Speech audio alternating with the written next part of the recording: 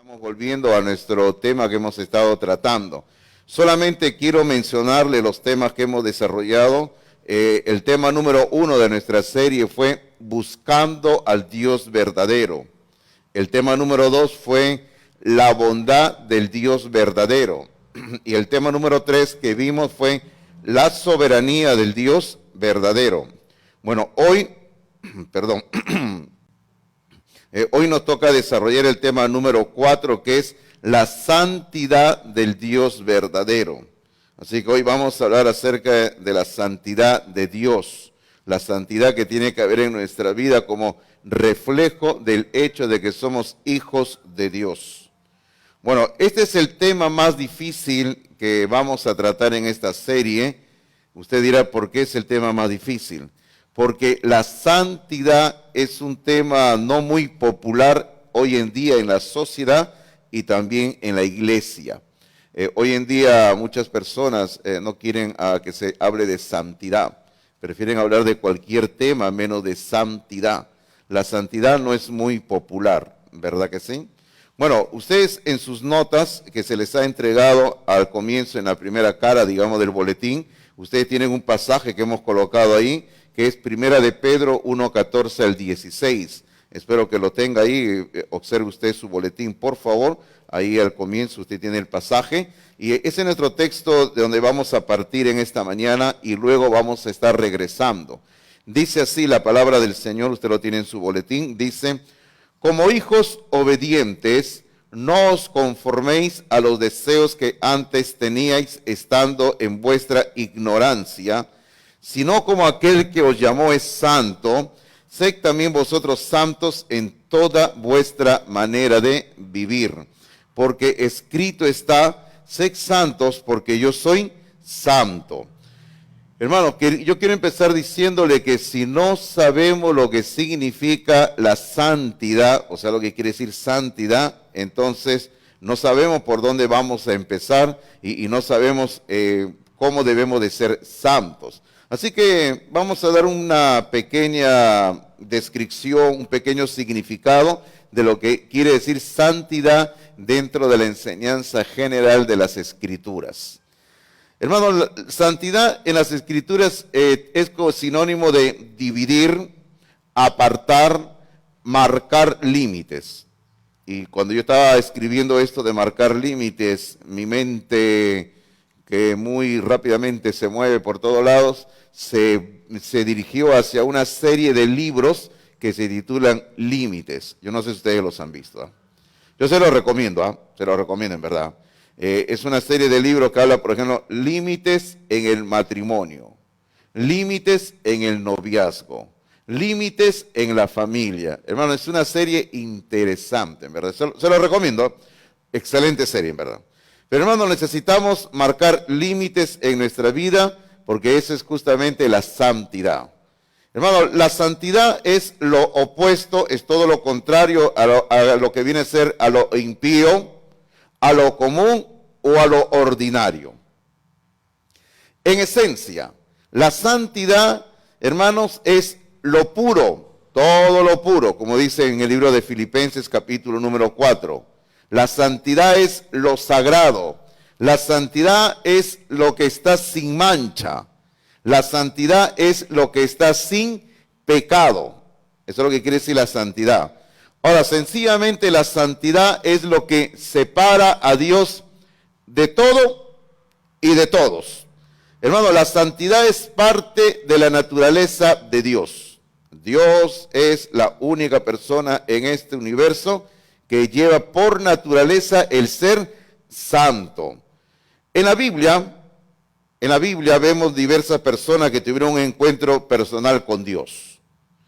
Y hermano, es digno de resaltar que estas personas cuando vieron la gloria de Dios, o mejor dicho, vieron la santidad de Dios, esto afectó sus vidas y de ahí en adelante estas personas nunca, y vuelvo a repetir, nunca volvieron a ser las mismas.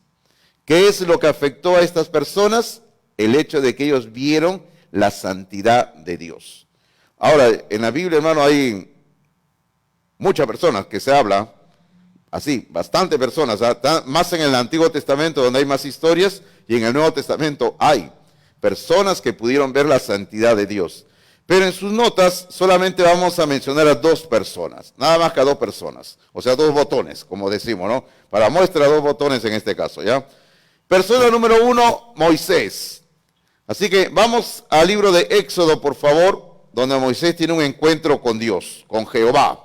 Moisés se encuentra con Jehová y nunca más vuelve a ser el mismo hombre de antes.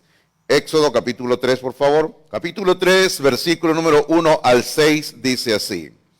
Apacentando Moisés las ovejas de Jetro, su suegro, sacerdote de Madián, llevó las ovejas a través del desierto y llegó hasta Horeb, monte de Dios. Ojo, ahí le quiero decir de que, fíjese, el autor está escribiendo cuando ya conoce todo lo que ha sucedido en el relato del Éxodo, porque en este momento ese monte, el monte Horeb, o el monte de Sión, como también lo conocemos, el monte Sinaí, como lo conocemos, hermano mío, era un simple monte, nada más que un monte cualquiera. Pero ahora después de todo lo que ha ocurrido, el autor ya con conocimiento de causa, de todo lo que ha sucedido, él le denomina a este monte, le llama el monte de Dios. ¿Y por qué? Porque justamente va a ocurrir esto. ¿Qué ocurrió? Versículo número 2. Y se le apareció el ángel de Jehová en una llama de fuego en medio de una zarza, o sea, en medio de un arbusto. Y él miró y vio que la zarza ardía en fuego y la zarza no se consumía. Eso era lo extraordinario de todo esto. Hermano, lo extraordinario no era que la zarza estuviera ardiendo, porque eso ocurría, sino que la zarza no se consumía, o sea, seguía ardiendo y ardiendo y ardiendo ahí, y eso le llamó la atención a Moisés. Entonces, versículo número 3, entonces Moisés dijo, iré yo ahora y veré esta grande visión, ¿por qué causa la zarza no se quema? Viendo Jehová que él iba a ver, lo llamó Dios de en medio de la zarza y dijo, Moisés, Moisés. Y él respondió, heme aquí. Y dijo, no te acerques, quita tu calzado de tus pies, porque el lugar en que tú estás, tierra santa es. Observe usted lo que le está diciendo, Le dice a Moisés, quita el calzado de tus pies, porque esta tierra, dice, tierra santa es. Y dijo, yo soy el Dios de tu padre, Dios de Abraham, Dios de Isaac y Dios de Jacob. Entonces Moisés cubrió su rostro porque tuvo miedo de mirar a Dios. Una vez más le digo que este era un lugar cualquiera en el desierto, pero el solo hecho de que Dios se presentó en ese lugar dejó de ser un lugar cualquiera y se convirtió, como dice al final del versículo número 5, en una tierra santa. Y hermano, y de ahí vamos tomando una analogía. La analogía es la siguiente, de que si Dios ha entrado a nuestras vidas, y si usted tiene la certeza y usted ha tenido la experiencia de un encuentro personal con Jesucristo, entonces usted tiene que ser una persona santa.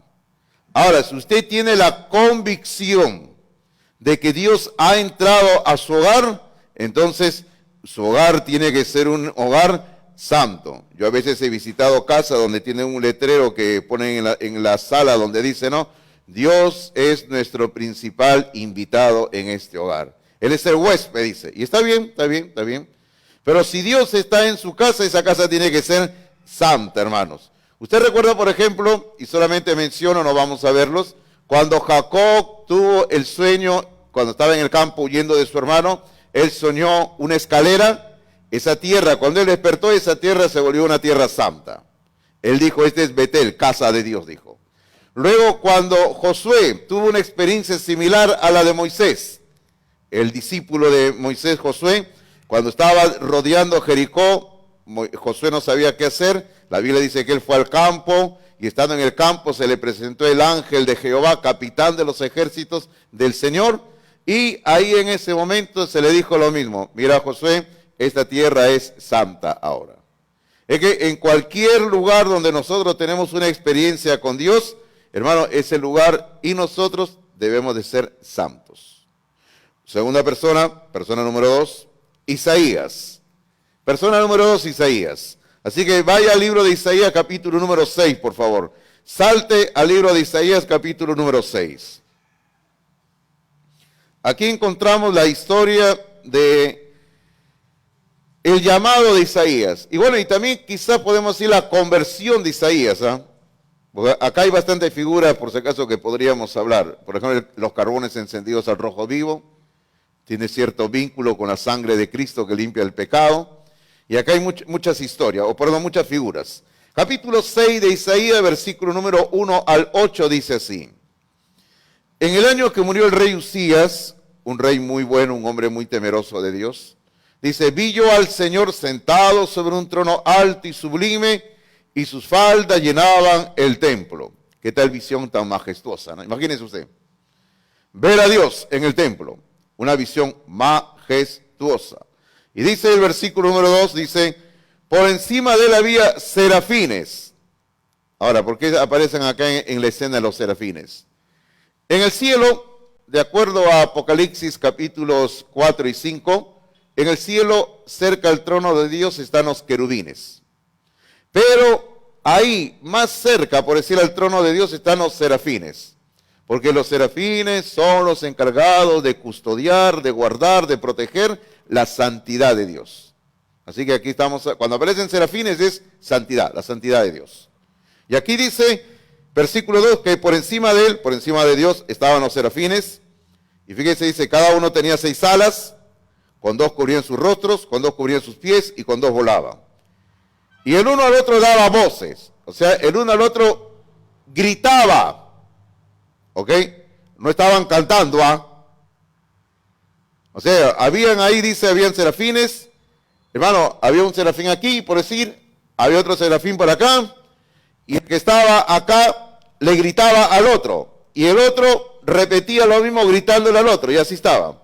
¿Y qué era lo que gritaban? Dice, Santo, Santo, Santo Jehová de los ejércitos, toda la tierra está llena de su gloria. Eso era lo que proclamaban los serafines, la santidad de Dios. ¿Por qué 3 veces santo? Por la Trinidad. Dios Padre, Dios Hijo, Dios Espíritu Santo. Santo, santo, santo. Y dice el versículo 4, y los quiciales de las puertas se estremecieron con la voz del que clamaba y la casa se llenó de humo. Tremendo, Quiciales. Los quiciales se remueven de la puerta, por decir las bisagras. Toda la estructura de la puerta del templo. Y dicho sea de paso que era una tremenda puerta que Salomón había construido. Era un tremendo templo, hermano. Como diríamos nosotros los peruanos, era un tremendo portón lo que había ahí. Grueso, alto, tremenda bisagras. Y aquí ante la presencia de Dios, todas esas puertas se conmueven y dice, y la casa se llenó de humo. Muy parecido a lo que yo estaba enseñando el otro día en el libro del Apocalipsis al grupo que estoy enseñándole los días viernes, a lo que ocurre en la escena descrita en Apocalipsis capítulo 15. El templo se llena de humo ante la presencia de Dios. Luego dice versículo 5 así, entonces dije, ante la visión que está teniendo Isaías, dice, ¡ay de mí! Dice, ¡ay de mí!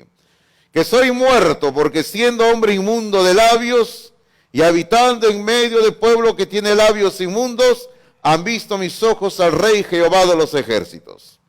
Y voló hacia mí uno de los serafines, teniendo en su mano un carbón encendido, tomado del altar con unas tenazas, y tocando con él sobre mi boca, dijo, he aquí que esto tocó tus labios, y es quitada tu culpa, y limpio tu pecado. Después oí la voz del Señor que decía, ¿a quién enviaré? ¿Y quién irá por nosotros? Entonces respondí yo, heme aquí, envíame a mí. Hermano, aquí en verdad hay bastante para hablar, pero no me puedo entretener porque tengo que avanzar en el tema, pero solamente le voy diciendo que este fue un encuentro más impresionante que el que hemos leído hace un momento, que el que tuvo Moisés. Hermano, este hombre, Isaías, tuvo una visión correcta de Dios. Y ahí vamos aprendiendo algo. Cuando tenemos una visión correcta de Dios, esto nos va a llevar a examinarnos detenidamente a nosotros mismos. Así va a ser. O sea, cuando usted, leyendo las Escrituras, va viéndolo a Dios. Usted lo va viendo a Dios. Estamos hablando de una forma figurativa, por si acaso. No le estoy diciendo que usted va a comenzar a tener visiones, sueños, ¿no? No. Sino que usted, conforme lee la Biblia, usted va viéndolo a Dios en la Biblia, eso le va a hacer a usted comenzar a examinar su propia vida cada vez más. No a examinar la vida ajena, como decíamos el domingo pasado cuando estábamos hablando del texto de Corintios sobre la cena del Señor, sino a examinarnos a nosotros mismos. Por ejemplo, Moisés, cuando vio a Dios, la santidad de Dios, ¿qué hizo Moisés? Dice la Biblia, que él cubrió su rostro como una señal de que era una persona indigna. Señor, me tapo la cara, no soy digno de verte a ti. Algo así como ustedes ahora, ¿no? Están con su mascarilla, no se les ve la cara. Pues, ¿no? Ahí está. Somos indignos, Señor, así que nos tapamos la cara. Luego, Isaías, ¿qué hizo Isaías? La palabra de Dios dice que Isaías dijo, ¡ay de mí, que soy hombre pecador! Dijo, soy una persona inmunda. Hermano, es que tanto Moisés como Isaías vieron la santidad de Dios. Y cuando uno ve la santidad de Dios, repito, uno comienza a ver la realidad de su propia vida. Hermanos míos, una vida de santidad, sencillamente, para nosotros los seres humanos, es una vida apartada para lograr que se cumpla lo que Dios quiere en nuestras vidas. Escuche lo que la palabra de Dios dice, escuche por favor lo que la palabra de Dios dice, es un texto conocido por ustedes, dice así. Comienza con una pregunta el apóstol Pablo, dice así. ¿O ignoráis que vuestro cuerpo es templo del Espíritu Santo y el cual está en vosotros? El cual tenéis de Dios, o sea, ustedes tienen al Espíritu Santo de parte de Dios y que no sois vuestros. Tremendo, ¿verdad? No nos pertenecemos a nosotros mismos. Ahora le pertenecemos a Dios. ¿Por qué? Dios, cuando viene a morar en nosotros, es como que Dios ha colocado su sello de pertenencia. Es lo que yo hago con mis libros. Yo les he contado siempre, ¿no? Pero a pesar de eso, siempre le salen patitas a mis libros, ¿eh? Pero si alguien tiene mi libro con mi nombre, devuélvamelo, por favor, ¿ya? Entonces, yo compro mi libro, agarro mi tremendo sello y le pongo ahí. Mío. Se acabó, ¿verdad? Algo así. Dios hace lo propio. Ahora, pero todavía Pablo sigue diciendo, porque habéis sido comprados por precio. Entonces, como hemos sido comprados por precio, Pablo dice, glorificad pues a Dios en vuestro cuerpo y en vuestro espíritu, en vuestro cuerpo y en vuestro espíritu, ¿cómo termina diciendo? Los cuales son de Dios. Así que ahora le pertenecemos a Dios y por lo tanto tenemos que vivir vidas santas, vidas apartadas del pecado. En su nota dice lo que aprendemos de estas personas. La mirada correcta hacia arriba, la mirada correcta hacia arriba nos llevará a mirar hacia adentro y de allí hacia afuera. Le explico este trabalengua, ¿ya? Le explico este trabalengua. Se lo he puesto en trabalengua para que usted se mantenga despierto, ¿ya? ¿Cómo es esto? Dirá. Bueno, cuando nosotros miramos hacia arriba, hacia Dios, y vemos la santidad de Dios, esto nos va a llevar a mirar hacia adentro de nosotros mismos, hacia adentro de nosotros mismos, y esto nos va a llevar a ver como Moisés y como Isaías que hay algo que arreglar en nuestra vida siempre ante la presencia de Dios. Porque hermanos, siempre hay algo que arreglar, ¿eh? Siempre, siempre, siempre. Entonces, una vez que hemos mirado hacia arriba, miramos hacia adentro de nuestras vidas, y luego ¿qué hacemos? Dice, nos lleva a mirar hacia afuera. ¿Qué es hacia afuera? No hacia afuera criticando a los demás como diciéndole, ahora yo soy santo. No, no. Sino mirar hacia afuera en el sentido de que ahora conozco algo más de Dios y tengo que proclamarlo, tengo que enseñarlo, tengo que hablar de Cristo a otras personas, tengo que anunciar el mensaje de Dios a terceros. Eso es lo que tenemos que hacer. Así que cuando miramos hacia arriba, luego miramos hacia adentro nuestro propio pecado, arreglamos las cosas con Dios y eso nos lleva a mirar hacia afuera, hacia el mundo que nos rodea, anunciándoles el mensaje de Dios. Ahora, todo este tema de la santidad de Dios, hermano, nos plantea dos interrogantes, dos preguntas que usted tiene ahí en sus notas. Pregunta número 1. Si Dios es tan santo, ¿cómo pueden los pecadores como nosotros tener una relación con Él? Tener una relación con Él. Buena pregunta, buena pregunta, buena pregunta. Si Dios es santo, como lo declararon los serafines, 3 veces santo, santo, santo, santo, ¿cómo nosotros, seres humanos, pecadores, que paramos fallando constantemente, podemos tener una relación con Él? ¿Cómo? En el libro de Romanos, capítulo 5, precioso libro, tremenda epístola, donde Pablo va a sentar las bases de toda la teología cristiana, así que es un reto el estudio de Romanos. Pero Romanos capítulo 5, por favor. Dice así a partir del versículo número 6. Observe por favor lo que dice Pablo, va a repetir una idea aquí. Dice, capítulo 5, versículo 6, dice: porque Cristo, cuando aún éramos débiles, ¿a qué se refiere cuando éramos débiles? Cuando éramos pecadores. ¿Así? Cuando éramos pecadores. Bueno, seguimos siendo pecadores, ¿no? Pero se refiere al sentido de que aún cuando estábamos sin ayuda de Dios, cuando estábamos andando por nosotros mismos, sin Dios, como Pablo va a decir en Efesios capítulo número 2, estábamos un tiempo, dice Pablo, andábamos sin Dios, dice. Así cuando éramos débiles, dice. Dice, cuando aún éramos débiles, a su tiempo murió por los impíos. Ahí está la forma en que podemos tener una relación con Dios. A través de Cristo. Cristo muriendo por nosotros, siendo pecadores, ahora podemos tener una relación con Dios. Versículo 7.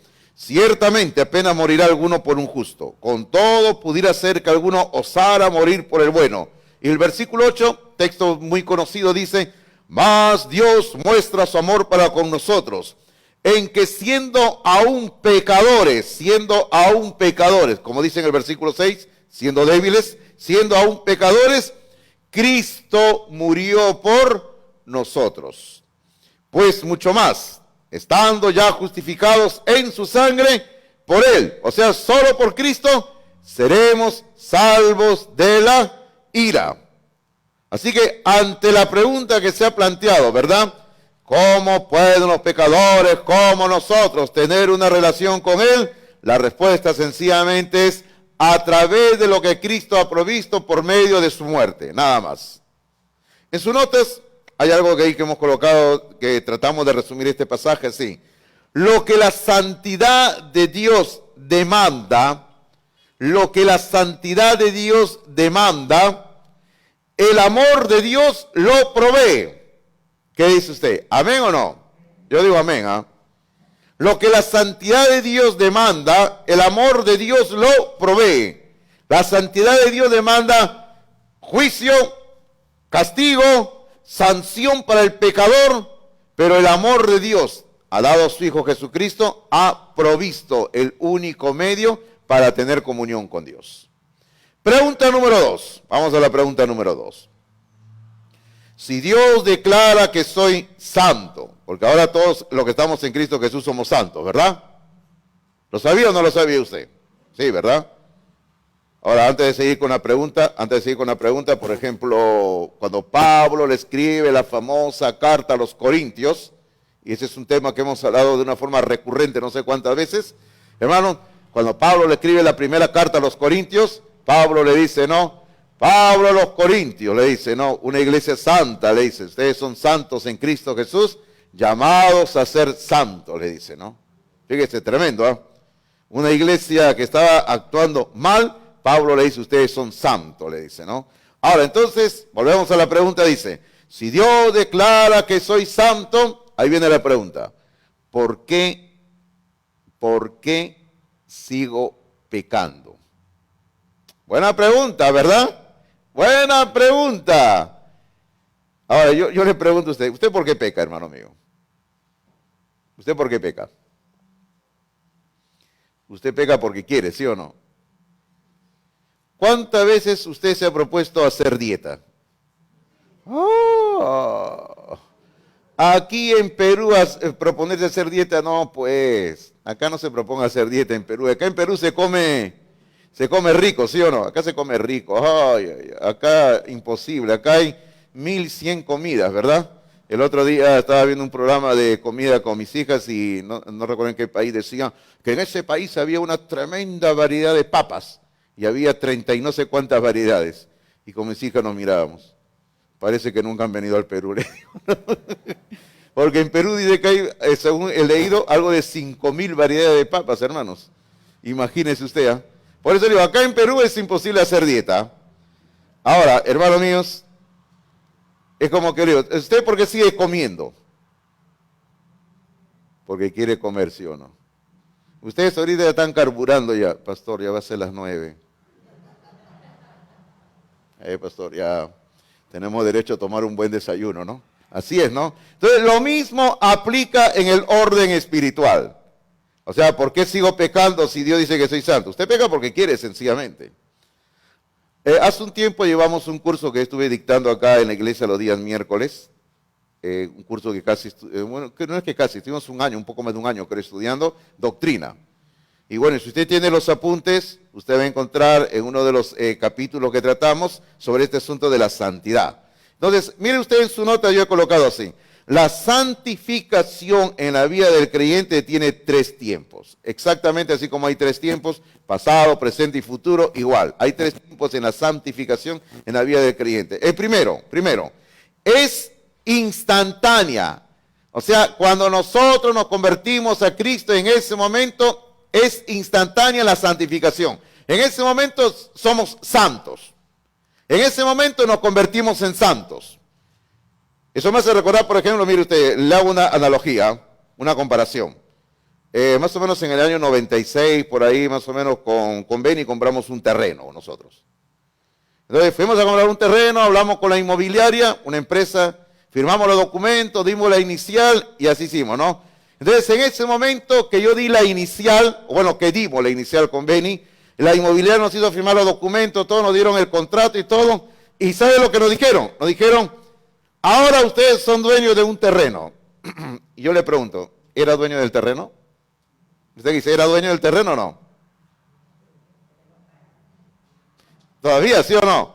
Pero me estaban declarando dueño. Entonces lo mismo es en el momento de nuestra salvación. En ese momento el Señor nos declara santos.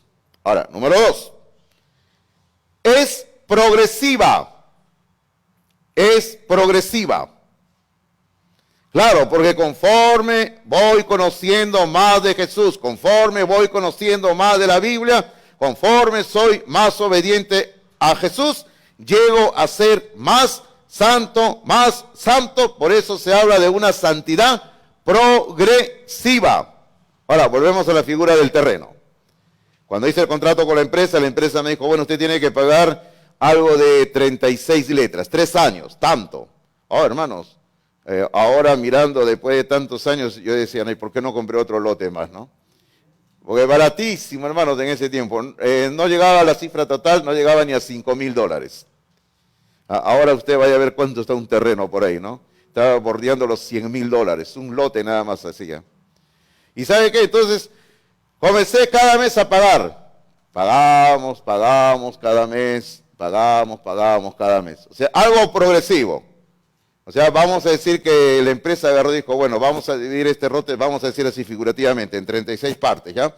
Cada vez que usted pague un mes, un pedacito es suyo. Entonces, ya un pedacito era mío, ¿no? Un mes. Al siguiente mes, otro pedacito, ¿no? Y el otro mes, otro pedacito, y otro pedacito, y otro pedacito. Así era. Era algo en una forma progresiva, pero todavía no era mío. Sigamos. Número 3, tercero. Será completa. O sea, la santidad será completa un día. ¿Cuándo la santidad será completa un día? El día que estemos en la presencia de Dios. Volvemos a la figura del terreno. Hice el contrato, me dijeron que era dueño, pero no era dueño todavía. Estaba pagando cada mes, progresivamente durante 3 años estuve pagando, poquito a poquito era mío. Y cuando terminé de pagar, la empresa me dijo, ahora sí usted es dueño del terreno. Ay, al fin dije, ¿no? Y me dieron un documento. Y bueno, y luego de años, ya el dueño agarró y dijo, ahora sí, señor Hidalgo, se comunicó con nosotros, dijo, ahora sí, vamos a la notaría y firmamos el título de propiedad. Y eso hicimos, ¿no? Nos firmaron el título de propiedad y ahora tengo mi título de propiedad que ante el gobierno dice, Fernando Hidalgo tal, es dueño de un terreno en tal lugar. Ay, qué bueno, ¿verdad? Entonces, lo mismo es con la santidad. En el momento de nuestra salvación, primero es instantánea. Dios dice, tú eres santo. Lo segundo, es una santidad progresiva, porque cada día tenemos que ir avanzando en ser más santos. Y finalmente lo tercero, será completa, una santidad completa en nuestras vidas, el día que estemos en la presencia de Dios. Yo creo que eso le responde a usted la pregunta, ¿no? ¿Por qué sigo pecando si soy santo? Recuerdo lo que Pablo dice en Filipenses capítulo 1, y esto me hace recordar a una canción que cantábamos antes, cuando yo cuando llegué a Palmas Reales a pastorear, cantaban esta canción en base a Filipenses 1:6. Y Filipenses 1:6 dice, estando persuadido de esto, que el que comenzó en vosotros la buena obra, la perfeccionará hasta el día de Jesucristo. Dios está haciendo su buena obra en nosotros. ¿Y cuál es esa buena obra que Dios está perfeccionando? La santidad. Hermanos, necesitamos cada día ser personas más santas. Cada día tenemos que ser hombres santos. Cada día hay que ser mujeres santas. Si realmente usted quiere crecer en santidad, le voy a dar 4 consejos en sus notas. 4 consejos. Consejo número 1. Es un compromiso. O sea, el ser santo es un compromiso que tenemos que tomar. Es un compromiso que tenemos que tomar. ¿Eso es cierto? Eso es muy cierto. Mira lo que dice en el libro de Hebreos capítulo 12, por favor. El libro de Hebreos capítulo 12, por favor. El libro de Hebreos capítulo 12. ¿Ok? Ahora es interesante lo que el apóstol va a decir en el capítulo 12, lo que vamos a leer ahorita. Porque previamente en el capítulo 11, el apóstol ha tratado el tema de hombres, mujeres que han vivido una vida de santidad en el capítulo 11 de Hebreos. Y luego mire usted que el capítulo 12 él comienza hablando, o sea, sigue con la figura de una carrera en el capítulo 12. Y él dice, puesto los ojos en Jesús, el autor y consumador de la fe, dice, el cual por el gozo puesto delante de él sufrió la cruz, menospreciando el oprobio, y se sentó a la diestra del trono de Dios. Así comienza el capítulo 12. O sea, la figura ahí de una carrera, de unos atletas. Entonces, ahora, miren lo que dice en el versículo 14, 12:14, en el capítulo 12, versículo 14. Dice, hay que seguir la paz con todo, dice. Pero aquí la palabra clave es hay que seguir la paz con todos. O sea, hay que practicar. Pero no solamente hay que vivir, no solamente hay que practicar la paz, sino que dice, y la santidad, sin la cual nadie verá al Señor. Pero hay que seguir la santidad. ¿Por qué? Y en su nota dice, porque el ser santo es algo que requiere esfuerzo y trabajo. Esfuerzo y trabajo. ¿Cómo es esto de esfuerzo y trabajo? Un curso que llevé hace años, cuando estaba comenzando mis estudios, tuve un profesor que era un profesor que siempre nos animaba y nos motivaba para esforzarnos en todo lo que estábamos haciendo, ¿no? Esfuércense, motívense por acá y así, ¿no? Entonces, él agarraba y decía así más o menos, siempre decía, si ustedes quieren ser expertos en algo, tienen que dedicarle por lo menos 10,000 horas a practicarlo. Oh, sus 10,000 horas. Y él decía, no, por ejemplo, si tú quieres ser un buen escritor, practica, escribe. ¿Y qué escribo? Escribe lo que sea, decía. Y vas a ser un buen escritor. Y si quieres ser un buen pianista, practica, toca piano, dice, tienes que tocar por lo menos 10,000 horas para que seas un buen pianista. Y así nos ponía una serie de ejemplos. Entonces, la analogía es esta. Si queremos ser personas santas, Tenemos que estar ejercitándonos constantemente para ser santos. Conozco a varias personas, y no me malentienda por favor, pero conozco a varias personas que no vienen a la iglesia el día domingo porque se van a hacer ejercicios. Y yo siempre me comunico y conozco a las personas, no dicen, pastor, y yo siempre le doy su jalada de oreja. Está mal, pues le digo, está mal, ¿no? O sea, ¿cómo vas a preferir irte a hacer ejercicios por no venir al templo? O sea, se van a jugar fútbol. El día domingo, estamos hablando del domingo en la mañana, estas horas, ¿ah? Se van a jugar fútbol, algunos se van a jugar básquet, otros se van a natación, otros se van a, ¿qué le digo? Salen a correr, corriendo ahí todo, ¿no? Y todo eso. Ahora, yo no tengo nada en contra de los ejercicios, está bien. Yo mismo todos los días digo, hoy día voy a salir a caminar. Y solamente salgo de mi cama y camino a mi cocina nada más. Y después de mi cocina camino a la oficina. Ya caminé suficiente. Y todavía veo el aparato que mide cuántos pasos he dado. Has caminado 20 pasos, me dicen. Bueno, algo es algo, pues no. Pero el ejercicio no está mal. Pero esta persona de quienes me estoy refiriendo, y lo digo con conocimiento de causa, queridos hermanos, piensan que teniendo un buen cuerpo bien balanceado, van a ejercer un control sobre sus apetitos naturales como ser humano, sus apetitos carnales. Pero la triste realidad es que a pesar de que hacen ejercicio, estamos hablando del día domingo, siguen siendo los mismos pecadores de siempre, siguen siendo los mismos fornicarios, siguen siendo los mismos mentirosos, siguen siendo los mismos etc, etc, etc, ¿ya? Y de repente después lo van a escuchar la prédica esta persona que estoy hablando. Por eso le digo, no, te estoy jalando las orejas, ¿ya? ¿Por qué? Porque el apóstol Pablo dice que el ejercicio corporal para poco es provechoso. No dice que no sea provechoso, sino hablando en asuntos eternos y espirituales, Pablo dice, el ejercicio corporal para poco es provechoso, pero sin embargo Pablo dice, pero más provechoso es la piedad, o sea, ejercítate para la piedad, dice. Y ahí viene la santidad. Si queremos ser hombres realmente santos, tenemos que dedicarle tiempo al ejercicio de la santidad. Y hay que estar practicando santidad, santidad y santidad. Por eso decimos claramente en este primer consejo, ¿no? Es un compromiso que tenemos que tomar. Si usted quiere ser realmente un hombre santo, tiene que tomar un compromiso. Quiero ser santo. Decido ser santo. Y voy a esforzarme todos los días por ser un hombre santo. Número 2, consejo número 2 que le doy. Es una manera en la que tenemos que pensar. Es una manera en la que tenemos que pensar. Muy bien, esto es cierto. Tenemos que, como dirían los jóvenes hoy en día, tenemos que cambiar el chip. ¿Ok? Hay que cambiar el chip. O sea, hay que cambiar el pensamiento.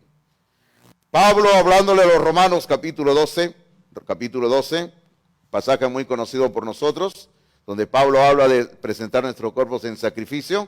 Pero observe, por favor, lo que dice en el versículo número 2, 12:2. Romanos 12:2 dice, no os conforméis a este siglo. O sea, no vivan como este mundo vive. Eso es lo que está diciendo Pablo. No vivan como este mundo vive. Y luego dice, sino transformaos por medio de la renovación de vuestro entendimiento. Hermano, ¿dónde comienza todo? Dice el apóstol. Hay que renovar, dice, hay que transformar, hay que renovar, dice, nuestro entendimiento. O sea, nuestra manera de pensar. Luego sigue diciendo, para que comprobéis cuál sea la buena voluntad de Dios, agradable y perfecta. ¿Cómo es esto, pastor, de que tengo que renovar mi manera de pensar? Muy sencillo. Porque lo que usted deja entrar en su vida es lo que está formando su manera de pensar y su carácter. ¿Qué es lo que usted deja que entre a su vida? Lo que usted ve en la televisión, las películas, las series en Netflix, las noticias, lo que usted ve en internet, lo que usted lee en los diarios, lo que usted lee en las revistas, lo que usted lee en los libros, las conversaciones que usted tiene con la comadre, las conversaciones con el compadre, el chateo constante que tiene con uno o con otro, todo ese cúmulo de interacciones que tenemos con personas es lo que va entrando en nosotros y va formando, o quizás mejor dicho, en el caso del creyente, deformando el carácter del cristiano, de la cristiana. Una práctica que yo he tomado hace algunos meses es, hermanos, yo ya muy poco veo noticias, ya casi, una vez a la semana nada más veo noticias, ¿sí? Ya no veo noticias ya. Porque usted sabe que todas las noticias siempre hablan de lo mismo, es un dolor de cabeza todo el tiempo, ¿no? Yo no quiero ver noticias, ya no veo noticias, yo no veo noticias. Y mi nieto, usted no me va a creer, mi nieto que tiene 5 años, ayer me dice, tata, prende el televisor, yo quiero ver noticias, me dice. Este pecador, le digo, ¿no? Yo estoy huyendo de las noticias y este viene a decir, yo quiero ver noticias. Así me dijo el enano, imagínese usted. ¿Eh? Ahora, en Efesios capítulo 4, en el versículo 17 al 24, se nos dice lo que debemos de hacer. Recuerda que estamos hablando de cambiar el chip, el pensamiento. O sea, es una manera de pensar. Usted tiene que pensar, decidir ser santo, así sencillamente. Y todo eso comienza en el pensamiento. Capítulo 4, versículos 17 al 24. Observe usted cómo se habla acá también del pensamiento. 4:17 dice, esto pues digo y requiero en el Señor, que ya no andéis como los otros gentiles, como andan los otros gentiles, los pecadores sin Cristo, claro, como andan, dice, andan en la vanidad de su mente. O sea, gente que no conoce a Dios anda en la vanidad de su mente. Fíjese el pensamiento, O sea, viven como quieren, andan pensando lo que quieren. Ahora, y no solo eso, sino mire cómo Pablo denomina esa mente sin Cristo. Mire lo que dice 18, dice, teniendo el entendimiento entenebrecido. O sea, gente sin Dios tiene un entendimiento entenebrecido. Y luego, ¿qué más dice? Ajeno de la vida de Dios por la ignorancia que en ellos hay, por la dureza de su corazón. Versículo 18 que acabamos de leer, se habla de que el pensamiento de la gente sin Cristo es un pensamiento entenebrecido y es un pensamiento lleno de ignorancia. Gente que no conoce a Dios. 19. Dice, los cuales después que perdieron toda sensibilidad, porque eso ocurre cuando alguien no conoce a Dios, pierde la sensibilidad, o sea, se habitúa al pecado. Ya no siente remordimiento por el pecado. Dice, después que perdieron toda sensibilidad, se entregaron a la lascivia para cometer con avidez toda clase de impureza. Y luego Pablo le da un giro al asunto y dice así, 20. Mas vosotros no habéis aprendido así a Cristo. Si en verdad le habéis oído y habéis sido por él enseñados conforme a la verdad que está en Jesús. En cuanto a la pasada manera de vivir, dice, despojaos del viejo hombre que está viciado conforme a los deseos engañosos. Y versículo 23, mire lo que dice, muy parecido a lo que Pablo ha dicho en Romanos, dice, y renovaos en el espíritu de vuestra mente, pensamiento. ¿Qué tenemos que renovar, hermanos? Nuestra mente, el espíritu de nuestra mente, dice. Y dice el 24, y vestidos del nuevo hombre, creados según Dios en la justicia y santidad de la verdad. Hay un pensamiento que yo le he colocado ahí, al final del punto 2 en sus apuntes, dice, nuestra nueva naturaleza está diseñada para ser justa y santa, pero debemos de cambiar nuestra manera de pensar. Hay que cambiar nuestra manera de pensar. Hay que llenarlo, nuestros pensamientos, de la palabra de Dios. Como dice en el versículo 23, renovaos en el espíritu de vuestra mente. Consejo número 3, vamos a consejo número 3, por favor. Es un mandato que tenemos que obedecer. Es un mandato que hay que obedecer. En nuestro pasaje que leímos al comienzo y que usted tiene escrito ahí en sus apuntes, al comienzo, recuerda aquí en este lado del boletín lo tiene ahí, así que vaya a ese pasaje que está al comienzo, ahí vamos, miren usted lo que dice. Primera de Pedro 1, 14 al 16, pero lea conmigo el 15, o leamos el 15, dice, si no como aquel que os llamó es santo, Sed también vosotros santos en toda vuestra manera de vivir. Porque escrito está, dice, ese es su mandato, dice, sean santos porque yo soy santo. Yo le quiero mencionar 3 cositas de este pasaje que acabamos de leer, así, rapidito. Primero, le quiero mencionar que aquí hay un mandato. ¿Cuál es el mandato? Sean también vosotros santos. Ese es su mandato. Sean vosotros santos. Hermano, las órdenes son para seguirlas, ¿verdad? A veces hay órdenes que no nos gustan, pero tenemos que seguirlas. Luego, ¿qué más nos dice aquí? El panorama, o sea, ¿cuánto hay que ser santos? Dice en el versículo que hemos leído, en el versículo 15, dice, en toda vuestra manera de vivir. Es que, queridos hermanos, a veces nosotros los creyentes, y sobre todo los peruanos, bueno, los latinos ya, somos expertos en andarle buscando cualquier cosita ahí, ¿no? Le buscamos a la ley algo donde hay un puntito para agarrarnos de ahí, ¿no? Entonces, a veces nosotros somos muy inquisitivos, muy detallosos y decimos, voy a ser santo solamente cuando voy a la iglesia los días domingos. Solamente voy a ser santo, por decir, en mis conversaciones. Solamente voy a ser santo en relación al dinero, pero en el resto no voy a ser santo. No.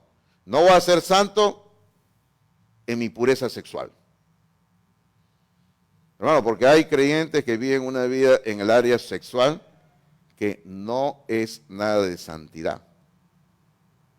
Si usted es una persona soltera, tiene que orar al Señor, esperar que llegue el momento del matrimonio, donde usted pueda tener su pareja y vivir dentro de lo que Dios ha establecido en el matrimonio. Si usted es una persona casada, usted tiene que ser fiel a su cónyuge todos los días de su vida. Por eso le digo, ¿cuántas áreas en nuestra vida hay que ser santos? Que dice ahí el apóstol, dice en el versículo 15, dice, en toda vuestra manera de vivir. En todas las áreas. En el trabajo, tengo que ser santo. En mi relación con el sexo opuesto, tengo que ser santo. En el dinero, tengo que ser santo. Y podríamos seguir enumerando una larga lista, pero sencillamente, toda área de nuestra vida tiene que ser santa para Dios. Pero algo más. Lo tercero que vemos en este pasaje que acabamos de leer. ¿Cuál es el modelo a seguir? O sea, siempre hay un modelo. ¿Cuál es el modelo a seguir? ¿Cuál es el modelo a seguir, hermanos míos? El modelo a seguir es sencillamente, al final del versículo número 16 dice, sean santos porque yo soy santo. El modelo a seguir es Dios. Hermano, la meta es alta, ¿sí o no? Porque a veces nosotros medimos nuestra santidad mirando al hermano tal o a la hermana tal, ¿no? Ay, gracias a Dios que yo no soy pecador como ese hombre que está ahí entrando a la iglesia ahorita, ¿no? Oh, gracias a Dios que no soy pecadora como la hermanita tal, porque si tú vieras cómo ha venido Dios a la iglesia. A veces algunas personas me dicen a mí dicen, no, pastor, ¿usted cómo permite que esa mujer venga así a la iglesia? Y le digo, ¿qué tiene? Le digo. Mire usted. ¿Pero qué tiene? Le digo. Es una pecadora. La pecadora eres tú. Hermanos míos, nosotros no debemos de andar midiendo nuestra santidad con la otra persona o con la otra persona. Tenemos que medir nuestra santidad con Dios. Él es nuestra meta. Ahora, en su nota dice, el mandato de ser sal y luz del mundo. Sal y luz del mundo solo ocurrirá cuando los cristianos tomen en serio la santidad de Dios. Ok, ¿queremos ser sal de la tierra? ¿Queremos ser la luz del mundo? Bien. Eso solamente va a ocurrir cuando seamos hombres santos, mujeres santas. Cuarto y último consejo, es una actitud que tenemos que desarrollar. Es una actitud que tenemos que desarrollar. ¿Cómo es esto de una actitud que tenemos que desarrollar? Bueno, sencillamente, queridos hermanos, es que hay que tomar decisiones por ser santo y una vez que lo hemos decidido hay que llevarlo a la práctica. Y es el llamado que Dios hace a través del apóstol Pablo a la iglesia de los Corintios y nos hace a nosotros. Observe en 2 de Corintios, por favor, 2 de Corintios capítulo 6, pasaje muy conocido por nosotros también. 2 de Corintios capítulo número 6, por favor. Capítulo 6, versículo número 14 en adelante dice: no os unáis en yugo desigual con los incrédulos. Tremendo versículo, ¿ah? Tremendo versículo, ¿ah?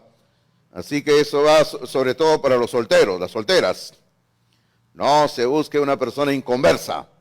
Ay, pastor, es que en la iglesia no hay nadie. ¿Cómo que no hay nadie? ¿Cómo que no hay nadie? Si no está en Palmas Real y de repente está en otra iglesia. ¿Sí o no, hermano Sebastián? ¿Qué dices tú? Amén, ¿sí o no? Ahí está. Sebastián alzó su mano, ahí dice, sí, pastor, ¿no? Y hace poco le hemos presentado a Sebastián con su novia, ¿verdad? Una señorita a quien yo conozco de años, de otra congregación bautista. Pues serio, si no está en Palmas Reales, está en otra iglesia. Así que no me traigan inconversos en el sentido de, pastor, le presento a mi novio este incrédulo, ¿no? O le presento a mi novia esta incrédula, no. La Biblia dice, no os unáis en yugo desigual con los incrédulos, ni con las incrédulas también, ¿ya? Porque ¿qué compañerismo tiene la justicia con la injusticia? ¿Y qué comunión la luz con las tinieblas? ¿Y qué concordia Cristo con Belial, o sea, con Satanás? ¿O qué parte el creyente con el incrédulo? ¿Y qué acuerdo hay entre el templo de Dios y los ídolos? Porque vosotros sois el templo del Dios viviente, como Dios dijo, habitaré y andaré entre ellos y seré su Dios y ellos serán mi pueblo. Hasta ahí es la parte teórica, el fundamento, la teología. Entonces ahora el apóstol en el versículo 17 le da un cambio a la forma en que está hablando y dice, por lo cual, o sea, en base a lo que acabo de decir, dice, por lo cual, dice, ¿qué cosa hay que hacer? Dice, hay que salir de en medio de ellos. Hay que apartarse, esa es santidad, pues hermanos, hay que apartarse, santidad, dice el Señor, no toquéis lo inmundo y yo os recibiré. Así que hay que sencillamente buscar a Dios, hay que dejar lo malo, hay que comenzar a andar en aquellas cosas que Dios establece en su palabra, que es lo santo. Y el versículo 18 para cerrar dice, y seré para vosotros por Padre, y vosotros me seréis hijos e hijas, dice el Señor Todopoderoso. Hay un pensamiento ahí que hay que completar, dice, estamos en el mundo, es cierto, estamos en el mundo, pero el mundo no debe de estar en nosotros. El mundo no debe de estar en nosotros. Estamos en el mundo, pero no somos parte del mundo. Más o menos en los años 40, por ahí 50, no puedo precisar el año, allá en la China comunista, que estaba siendo en ese tiempo gobernada por los 50, creo que debe ser, por Mao Zedong. Ustedes recuerdan a ese hombre, ese comunista, ¿no? Que esclavizó y destrozó la China, ¿no? Bueno, aunque muchos dicen que la hizo mejor, aunque yo lo dudo. Bueno, pero este hombre comenzó a perseguir a los cristianos. Mataba a cristianos por todo lugar donde él podía. Metía a la cárcel, los hacía fusilar, los desaparecía, los ahogaban en los ríos, se los llevaban a las montañas, nunca más los volvían a ver. Eso hizo Mao Zedong, a quien dicen que es el padre de la China moderna. Pero entre estos hombres, Mao Zedong tomó prisionero a un predicador del Evangelio, que era un buen predicador, y lamentablemente no era bautista, ¿no? Eso era lo único que le faltaba, ¿ya? No era, pero en el cielo lo voy a ver de todas maneras, y vamos a conversar con él, ¿ya? Él se llamaba Nito Shin, así se llama, Nito Shin, ¿ya? En inglés lo pusieron su nombre así, Watchman Nee, ¿ya? Nito Shin, Watchman Nee. Entonces, él nunca escribió ni un libro. Pero hay no sé cuántos libros de él publicados, no tengo ni idea, pero si hay 50 creo que es poco. O sea, él nunca escribió un libro. Y usted dirá, ¿y cómo, entonces cómo hay libros? Es que todo lo que ese hombre hablaba y enseñaba, sus discípulos estaban ahí escribiendo. Él se sentaba por ahí, les hablaba algo de la Biblia y estaban escribiendo. Y usted leyera lo que ese hombre enseñaba. Por eso le digo, qué pena que no haya sido bautista, ¿no? Solamente le faltó esa gracia divina nada más. Pero hay un libro de él que se titula No améis al mundo. Oh, hermano, si usted lee ese libro de Nito Shin, que está en castellano por si acaso, o Watchman Nee, usted, mi hermano, una vez que lo lea, usted lo va a estar leyendo y, por decirle así, ¿no?, le va a quemar la mano. Este es fuego, va a decir, este es fuego.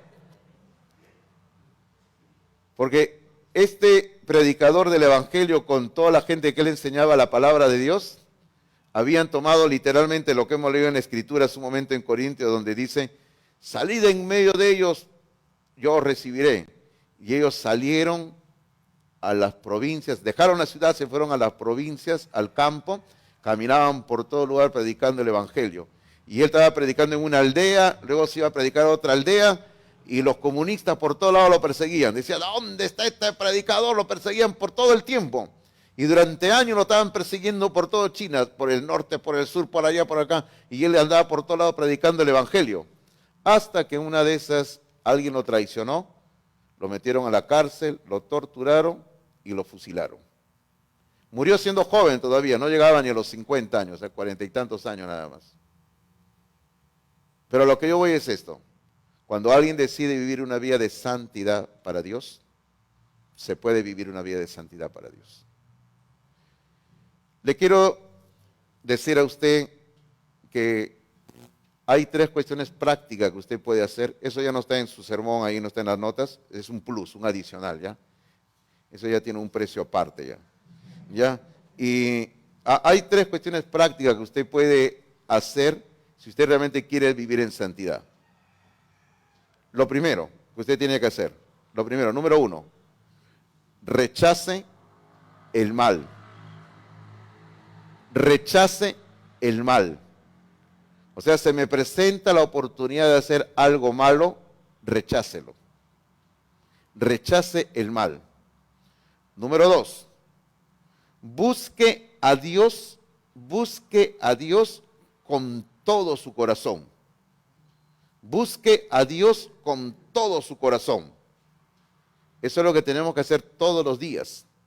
Todos los días busque a Dios con todo su corazón. Y lo tercero, si no está seguro de algo, porque a veces se nos presenta en el diario vivir hacer algo que no estamos seguros si será bueno o malo. Entonces, si no estoy seguro de algo, no lo haga. No lo haga. O sea, si no estoy seguro que esto que se me está presentando a hacer, no estoy seguro si será bueno, no estoy seguro, tengo ciertas dudas, entonces mejor no lo hago. Ahora, si usted sigue estos principios tan básicos, usted va a estar ejercitándose todos los días en la piedad o la santidad. Hace un momento leímos el pasaje de Hebreos donde una partecita dice, sin santidad nadie verá al Señor. ¿Cómo es eso? En el momento de nuestra salvación, el Señor viene a nuestra vida y nos declara santos. Así que si usted no tiene a Cristo en su vida, usted necesita a Cristo para llegar a ser un hombre santo, una mujer santa. Porque sin santidad nadie verá al Señor.